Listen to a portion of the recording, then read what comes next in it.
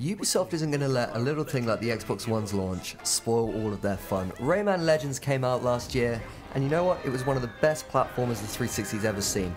And now they're bringing it to Xbox One with an upgraded graphics engine, a little bit of new content and a budget release. And you know what? It's still the best platformer out there. Rayman Legends, so happy to see you on Xbox One.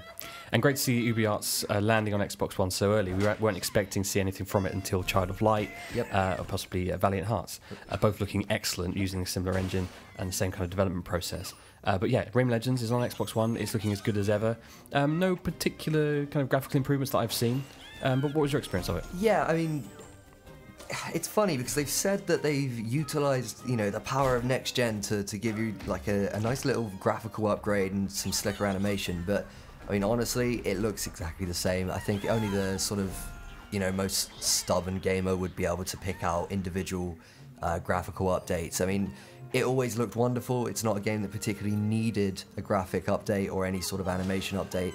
It still handles and plays exactly as you remember, which is fantastic, if you haven't played it already. So really, the sort of upgrades here are Xbox One version has some exclusive challenges and achievements. I believe there's 10 of them, which, that's fine for some of you.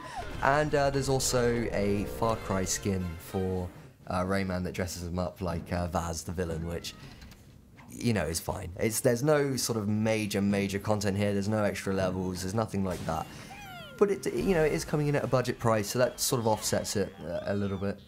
So, I mean, if you've bought Rayman Legends for Xbox 360, then I guess what you're saying is there's not really a great deal here to incentivize you getting it on Xbox One again. No, all of the problems of, the original release of Legends still exist. So Murphy, the green alien, green fairy guy, is still super aggravating. His sections are still sort of killing the pace of Legends, so they're all still there. It's really disappointing to see they haven't updated at least the controls in that regard.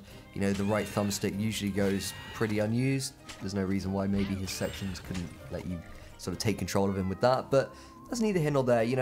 If you played this on 360 and you're just looking for a good co-op game on Xbox One, again, you've probably got this or maybe something like LEGO Marvel Superheroes as your only options. So Legends is a good opportunity to justify the price of buying some extra controllers.